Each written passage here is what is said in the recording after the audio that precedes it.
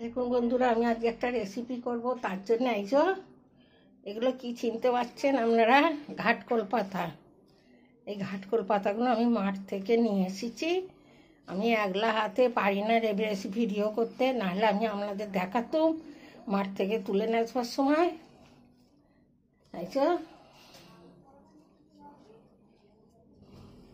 চিনতে পারছেন? এগুলো ঘাটকোল পাতা। এর আজকে একটা রেসিপি করব। তার জন্য আমার পাতাগুলো ধোয়াই আছে। আমি এগুলোকে এবার কুচিয়ে নিয়ে আসবো। দেখুন বন্ধুরা, পাতাটা আমি একটুখানি ভাবিয়ে জল গেলে ফেলে দিচ্ছি নুন হলুদ দিয়ে। এবার আমি ভর্তাটা করে নেব। এর জন্য আমি এখানে কড়াটা চাপে সর্ষের তেলটাকে ভালো মতন গরম করে নিতে হবে। এতে দেবো চেরা কাঁচা লঙ্কা,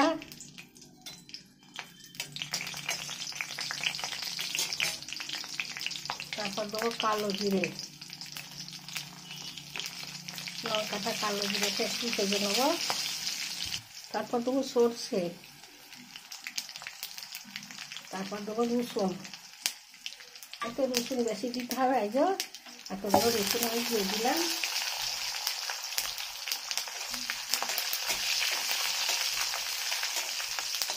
রসুনগুলোকে ভালো করে ভেজে নেব। একটুখানি নুন দিয়ে দেবো। রসুনটা ভাজা হয়ে যাবে, নরম হয়ে যাবে।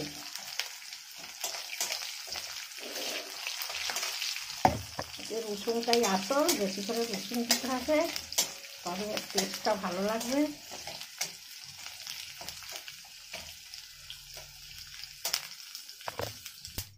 রসুনটা ভাজা হয়ে গেছে, এবার পাতাটা দিয়ে দেবো। এত কম হয়ে যাবে, আমি তুলতে পারিনি। অনেকগুলো পাতা সেদ্ধ হয়ে আন্দার হয়ে গেছে।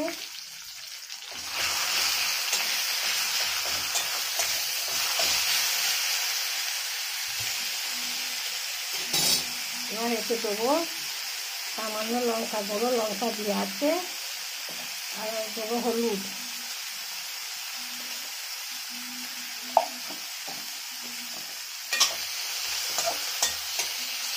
ভালো করে ভেজে নিতে হবে।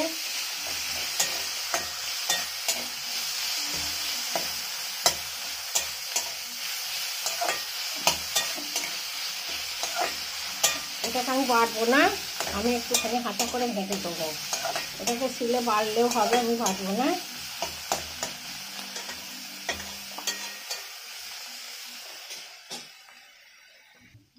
দু চারটে চিনির দানা, আর দেবো একটুখানি পাতিলেবুর রস। খুব সুন্দর হবে এটা।